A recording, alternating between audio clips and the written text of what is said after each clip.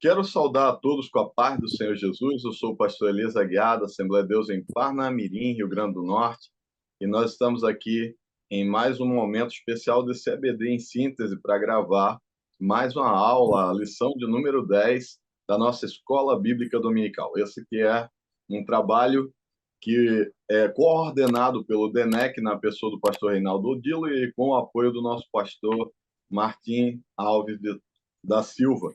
E aqui nós estamos juntamente com o pastor Elinaldo Renovato, nosso comentarista da lição, e também professor da nossa Faculdade de Teologia, que estará junto conosco comentando essa lição de número 10. É uma honra termos o pastor Elinaldo, que é um dos comentaristas da nossa Escola Bíblica Dominical da CPAD. Pastor Elinaldo, a paz do Senhor, deixe as suas considerações iniciais aí para o nosso.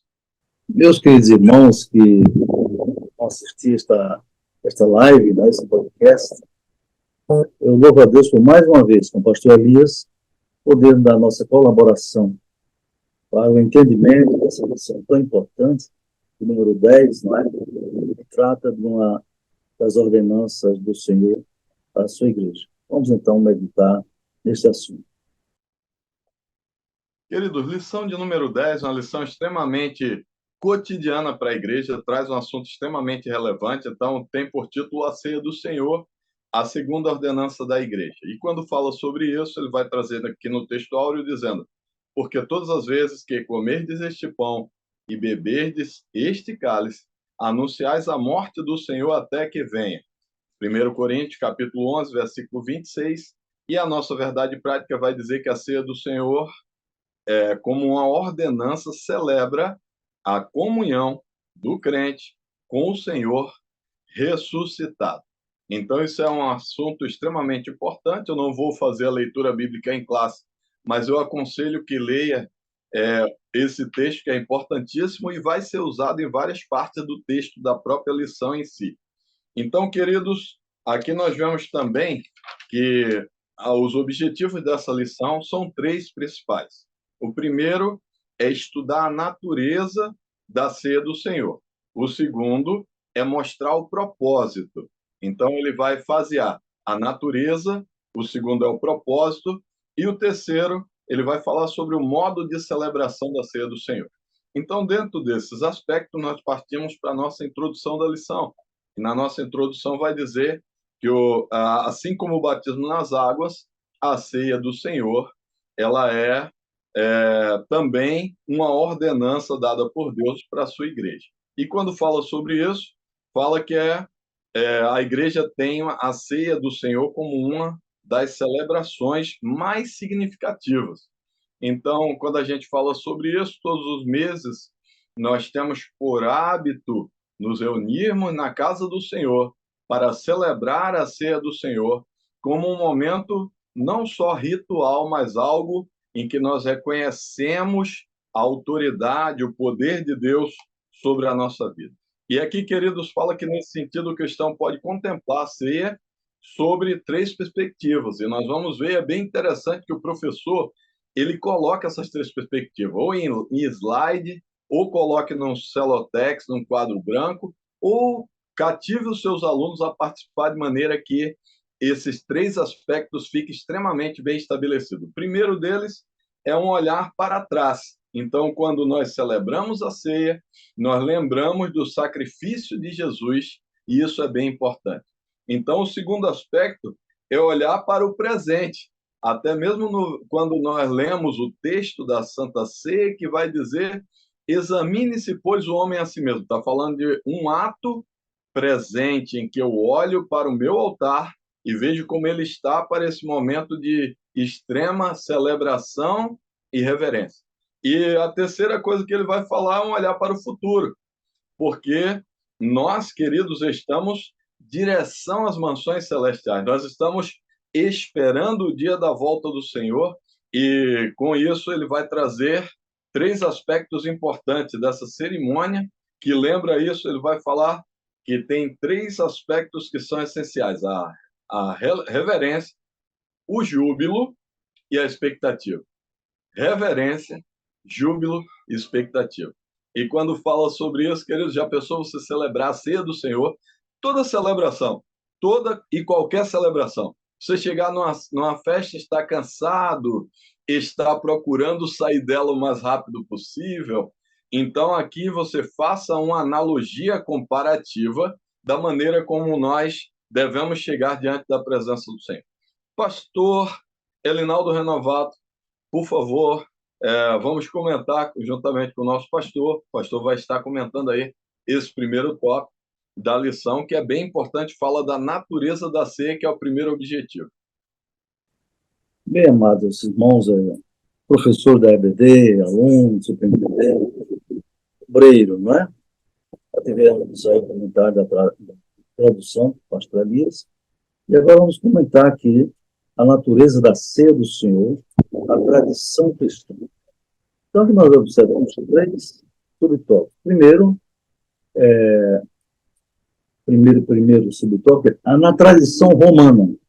Quando vem a tradição romana, quer dizer tradição da Igreja Católica, não é? Igreja Católica Romana, Apostólica Romana. Então, na Igreja Católica, eles entendem o magistério católico lá no Vaticano, né, que traduz para os fiéis católicos a interpretação da Bíblia. Inclusive, eles dizem que o Papa, em matéria de fé, é infalível, né? Aquilo que ele ensina, etc. Então, eles entendem que, quando a Bíblia já existe, é o meu corpo, que é partido por vós. Esse cálice é o meu sangue, né? Eles entendem de forma literal. Ou seja, durante a cerimonial da ceia do Senhor, eles dizem que os elementos da ceia, o pão se transforma, se transubstancia, o corpo de Jesus tão perfeito como está no céu. É assim que está lá no dogma, não é, católico. E que o sangue de Jesus, quando você toma o vinho, né, aí na Igreja Católica os fiéis não tomam vinho. Só o padre, na verdade, só o padre é que toma o vinho. Mesmo assim, ele diz então que aquele vinho se transforma no sangue de Jesus, tão perfeito como está no céu. Então, esse ensino é chamado de transubstanciação. Entendeu? Transubstanciação. Interessante essa reflexão, né? E aí, segundo o comentarista, e nós concordamos, temos dois problemas sérios. Né? Primeiro, natureza lógica. Natureza lógica. Pois, quando Jesus celebrou a última Páscoa, e instituiu a ceia, ele estava presente. Pessoalmente, ele estava ali, fisicamente. Como ele estaria ali perto, falando com os discípulos, da apóstolo, e ao mesmo tempo estaria fisicamente presente ali fisicamente nos elementos. Não, isso não tem a menor lógica, não é? E aí também é uma questão da palavra, da forma literal, que a Bíblia muitas vezes não, ela fala uma linguagem real, linguagem figurada, linguagem simbólica. No caso, não é? Quando Jesus diz, este cálice é o meu sangue, este corpo, ele está usando uma linguagem figurada, né? Uma metáfora, não é verdade? Então, ele está querendo dizer o seguinte, que aquilo representa a comunhão mais perfeita que existe para um ser humano é o alimento. Quando você come arroz, ou feijão, ou carne, ou pão, ou biscoito, verdura, etc., você mastiga aqueles elementos, na verdade, vai para o seu estômago, passa por um processo chamado catabolismo, em que os ácidos do estômago agem ali, não é? Fazendo a digestão, e passa para o intestino, onde haverá o metabolismo. O metabolismo, as substâncias ingeridas atravessam as paredes, não é? dos intestinos e passa para o sangue, vai alimentar todas as células. Você está entendendo? Então, Jesus sabia o que estava dizendo. Mas, veja só, o comentarista chama atenção. Em João 10, 19, Jesus diz, eu sou a porta. e entrar por mim, salvar-se-á. Aí eu pergunto a você, vamos interpretar Jesus uma porta de madeira, vidro, de ferro? Não. Eu acho figurado. Quer dizer, eu sou o caminho. Ele não é um caminho, uma estrada para a pessoa trafegar. Eu acho figurado. Então, nessa primeira tópico, a tradição romana, ela é, digamos assim, facilmente contestada pela palavra de Deus, pela lógica. Segundo subtópico é como é vista a Santa Ceia na tradição protestante. E o comentarista se valeu aqui da interpretação do Lutero, mas também tem interpretação de Zwingli, tem interpretação de Calvino, que ele poderia ter trazido aqui, não é? Mas vamos ficar como que ele escreveu. A tradição luterana diverge da católica. Quando rega os elementos da ceia, o pão e o vinho, se torna ou se converte no corpo e no sangue de Cristo. Ele afirma que o corpo físico de Jesus está presente no pão e na ceia. Olha, o corpo físico está presente no pão e na ceia. O grande reformador Lutero, né? O discurso dele é muita coisa. Ele era antissemita radical, na é verdade, e amaldiçoava os judeus. E eu disse, Abraão, que amaldiçoar os judeus? Você está amaldiçoado. Bem, o entendimento luterano é denominado consubstanciação. Então, o aluno deve falar sobre isso. Vou mostrar que não é na posição católica, é transubstanciação, e o pão e o vinho se transformam, transubstanciam no corpo e sangue de Jesus. A tradição de Lutero não se converte, não é? Mas, porém, Jesus está fisicamente na ceia.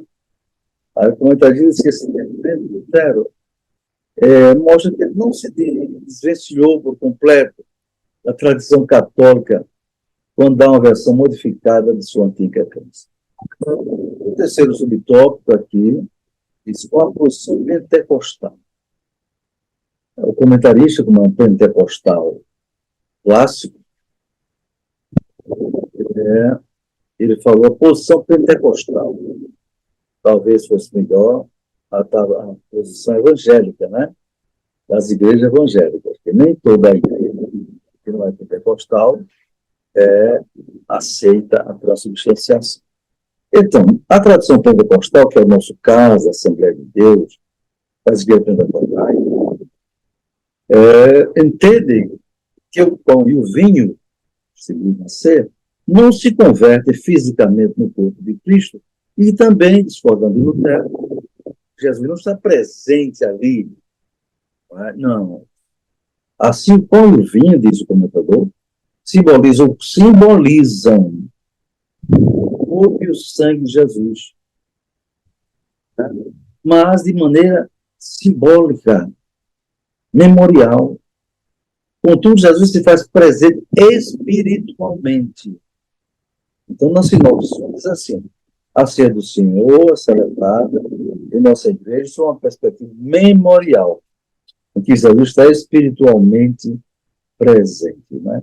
Isso é importante a gente entender. Então, esse é o primeiro comentário.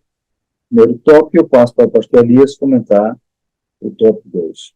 Queridos, que coisa maravilhosa, né? Falar sobre a ceia, que é algo que nós praticamos cotidianamente, é algo maravilhoso. Analisar, como o pastor Linaldo analisou agora o texto, até exegeticamente, para entender cada partícula e a mensagem que ele traduz. E aqui no segundo tópico, ele vai falar sobre propósito. Então, ele iniciou falando sobre natureza e agora sobre propósito.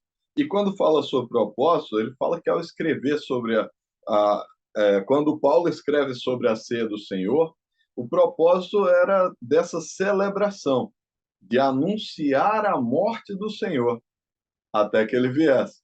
E aí, dentro desse aspecto, queridos, é um momento de reconhecer, mas não só a morte. Ele fala que, nesse caso, a ceia do Senhor, ela aponta para o Calvário e traz o destaque para 3 grandes vitórias que houve ali.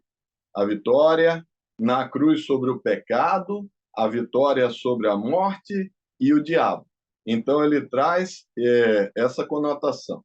E é interessante que quando nós vemos a ministração da ceia do Senhor, eu, pelo menos, sempre acho algo extremamente emocionante, é algo que nos traz à memória que estamos aqui passageiros, mas que um dia estaremos nas mansões celestiais com o Senhor. Desafio o seu aluno a falar um pouquinho sobre o sentimento que ele sente, o que ele sente ao entrar na ceia do Senhor. Eu li um livro do Max Lucado que fala sobre a experiência ao entrar num avião. E aí o comentarista do livro, o Max Lucado, se eu não me engano, o título é Um Homem Chamado Jesus, era um livro até fininho, fácil de ler. Ele conta a história de um menino que entrou no avião. E o menino, ao entrar no avião, ele queria viver a melhor experiência. Então, aquele menino começou a incomodar a mãe dele, querendo muito conhecer o piloto. Muitas pessoas, ao entrar no avião, já pegaram, cobriram o rosto, os olhos e foram dormir. Outros pegaram um livro e foram ler. Outros começaram a conversar com a pessoa do lado. Mas aquela criança queria conhecer o piloto. E aí ela insistiu tanto que aí a mãe foi lá e a aeromoça veio até ela, falou com o piloto disse, pode trazer ele aqui. Ele foi lá e ficou regozijado de conhecer o piloto, sentou-se lá na cadeira do piloto antes do voo decolar e tal. E aquela criança, quando saiu da aeronave, ele saiu de braços abertos, fazendo aviãozinho e gritando no aeroporto, eu conheci o piloto. Então, da mesma forma, nós como cristãos, quando entramos na igreja para qualquer dos cultos que participamos, devemos escolher também o nível de profundidade daquela experiência que queremos ter. E o nosso envolvimento tem muito a ver com isso. E aqui ele falando sobre isso, ele diz assim, por intermédio da morte de Cristo na cruz, fomos justificados. Isso é maravilhoso. Por intermédio da morte na cruz do Senhor Jesus, também nós temos a condição de sermos santificados. Por intermédio do sacrifício de Jesus na cruz, nós temos a condição de sermos regenerados.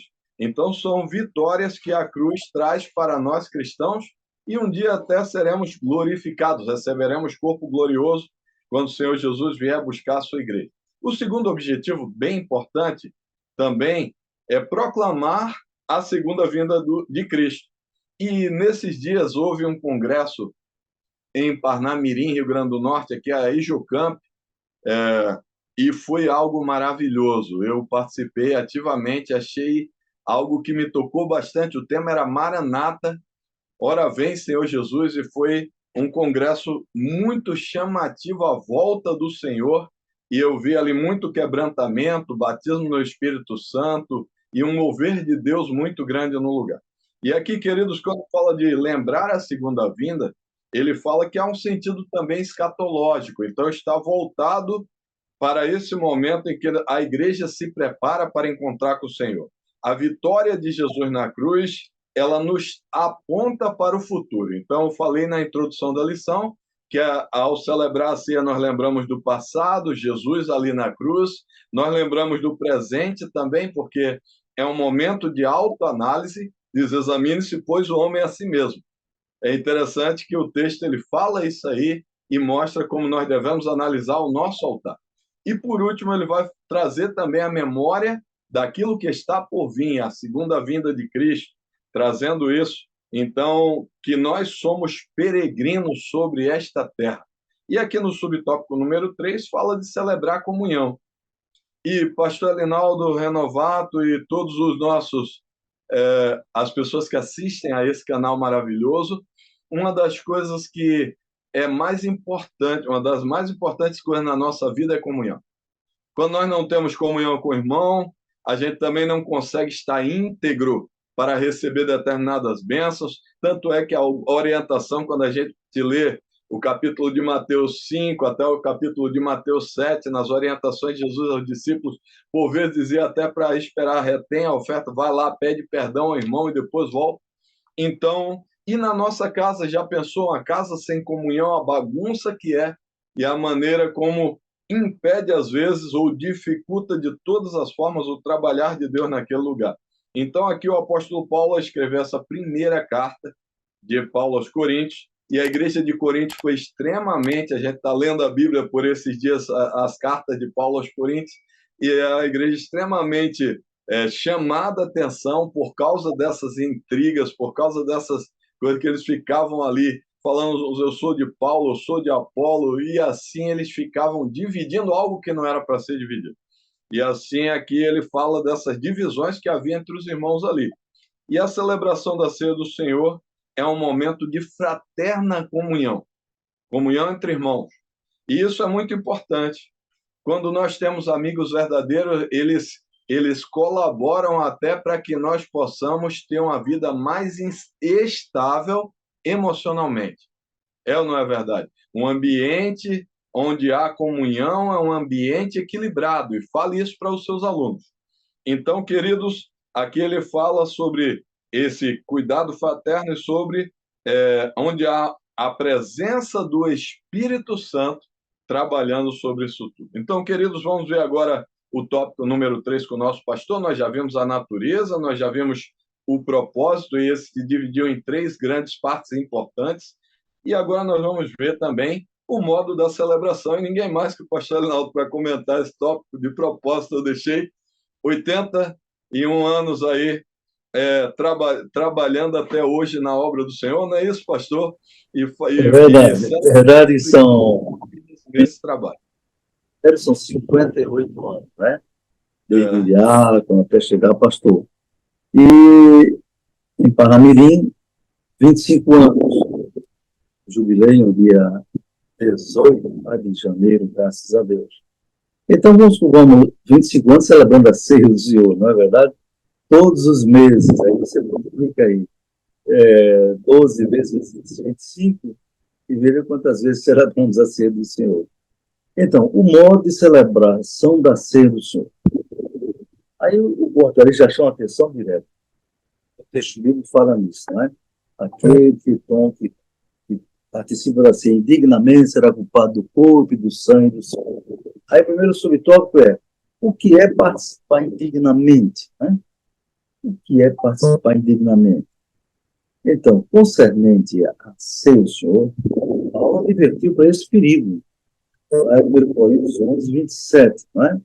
11, 27. O termo português, indignação, diz o comentarista, é a tradução do advérbio grego anarios. Né? Um advérbio indica a maneira ou modo como se faz uma coisa, enquanto um objetivo indica o seu estado. Nesse sentido, esse advérbio modifica o verbo comer, dizendo comer indignamente. Aquele que comer indignamente, come e bebe para a sua própria condenação, não discernindo o corpo do Senhor. Verdade? Então, ali o apóstolo estava orientando aquela igreja aos Coríntios, não é? Pois ele se entende pela palavra, a palavra diz, eles estavam tomando a ceia, comendo a ceia, de maneira desordenada. Ia participar da ceia, um comia na frente, outro comia atrás, outro ficava com fome. Era uma coisa terrível. E pior, havia até aqueles que se embriagavam, conforme diz pelo Coríntios 11, 18, e 22, não é? Já pensou?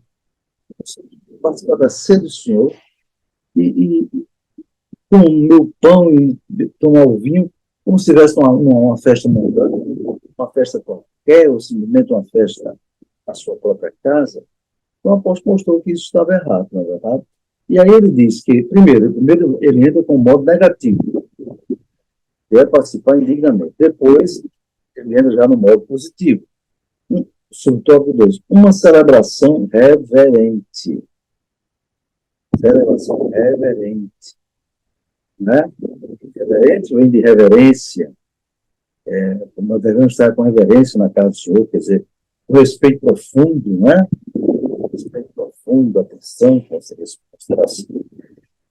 Então, diz aqui o comentário: se em lugar de um advérbio que indica modo ou maneira, Paulo tivesse usado um adjetivo, um estado, qualidade da natureza, então ninguém poderia participar da ceia pelo fato de ninguém ser digno. Como está lá em 1 Coríntios 11, 27.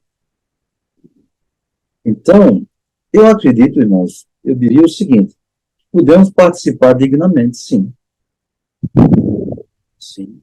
Ele diz assim, como mostrou, não é esse o caso. É verdade que não passamos da ceia do Senhor porque somos dignos, mas pela graça de Deus. Certo? Eu entendo assim, né, que digo para os professores. Em nós mesmos, segundo as nossas qualidades pessoais, nós não somos dignos nem de ser salvos. Porém, o Senhor nos dignifica. Entende? Se ele diz quem participar dignamente era culpado do corpo, então como é que fica? Não é verdade? Não.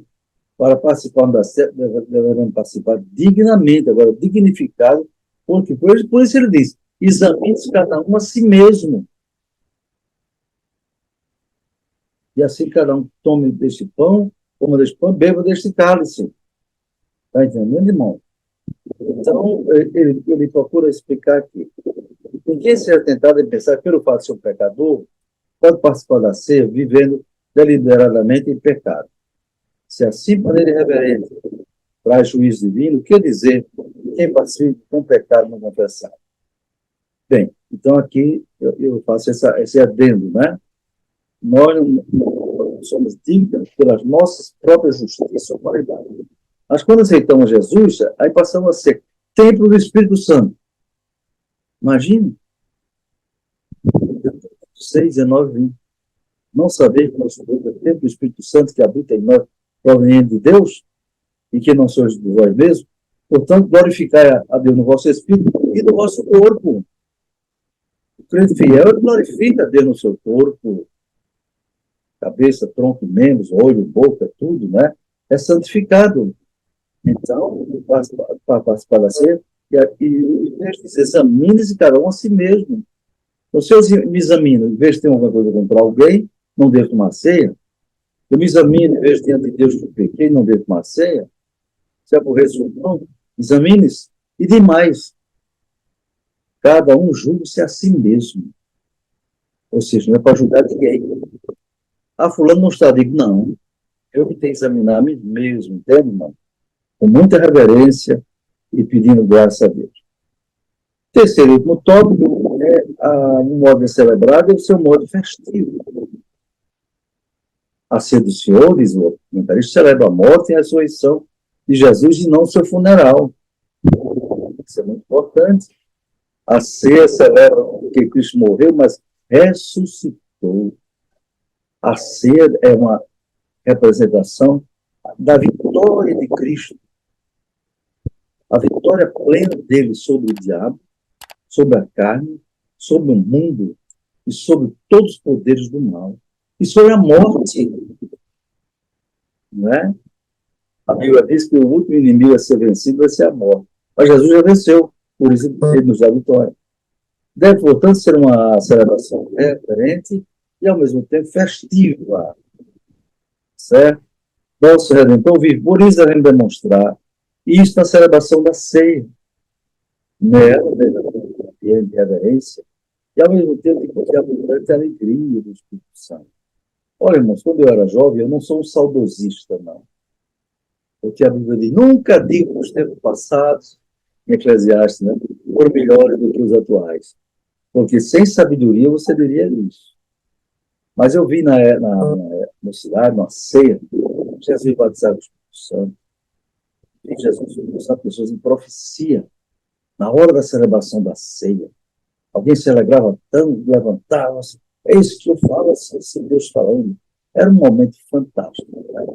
Graças a Deus. Então está aqui a nossa contribuição para esta lição. Viu? Agora, pastor Feliz, por falar.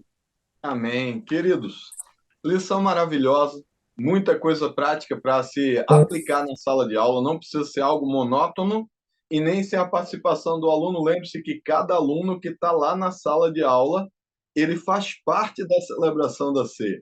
Ele não vai como assistente, ele vai como adorador e tem muita coisa boa. Não deixe de fasear esse estudo sobre a Santa Ceia em passado, presente e futuro e aplicar de forma prática. Queridos, eu vou fazer uma oração encerrando esse momento e pedir ao pastor Alinaldo para ministrar a bênção apostólica e a gente vai estar encerrando esse comentário da lição de número 10, uma lição maravilhosa. Senhor Deus e Pai, aqui estamos diante da Tua presença, abençoa cada professor, a cada aluno que está nesse canal, Senhor, a cada um que investe nesse trabalho, a cada um, Senhor, que divulga, a cada um, Senhor, que aprende nele, a cada um, Senhor, que investe horas estudando para ministrar nesse canal. Papai querido, e faz o sobrenatural para que essa lição ela seja impactante sobre a vida dos alunos e que ao entrar na Santa Ceia do Senhor, depois dessa aula, ele tenha a exata proporção daquilo que está sendo feito ali, Senhor, para adorar ao teu santo nome. Então, toma o primeiro lugar, eu te peço e te suplico em nome de Jesus. Amém. Recebamos a bênção.